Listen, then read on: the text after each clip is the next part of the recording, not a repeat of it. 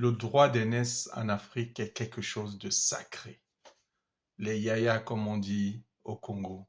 Mais parfois, même les coutumes les plus belles peuvent avoir leurs dérives. Aussi, dans nos familles, pour ceux qui ne le savent pas, ceux qui ne sont pas africains, il faut savoir que le droit d'aînesse est sacré.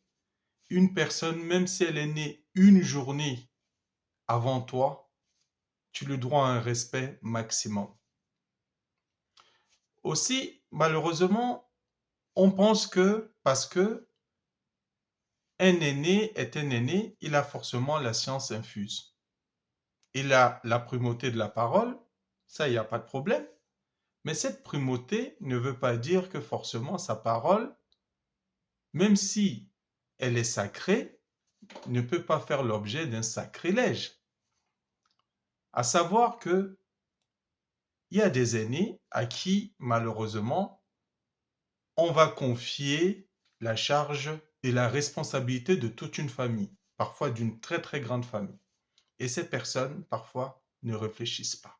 Des héritages qui sont parfois dilapidés, vendus, et personne ne peut en parler parce que c'est un aîné.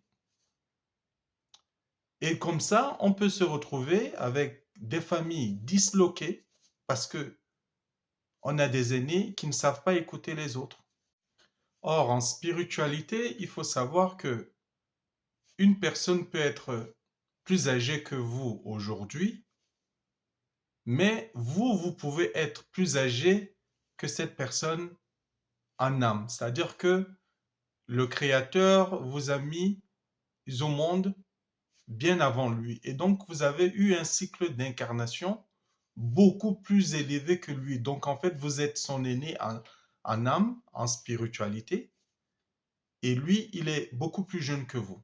Et c'est pour cela que je respecte d'ailleurs certaines traditions, les Bamileke par exemple du Cameroun, qui ne vont pas forcément donner la charge à l'aîné d'office. On va regarder si cette personne est digne et elle mérite la charge de conduire toute une famille. Ainsi, on lui donnera ou pas sa fonction de chef. Et ça évitera les dérives parfois que l'on voit. Donc, je pense que c'est un point de réflexion. Vous me direz ce que vous en pensez et vous me direz si autour de vous, vous avez vu des dérives dont je veux parler, tout en gardant évidemment le respect que on doit à nos aînés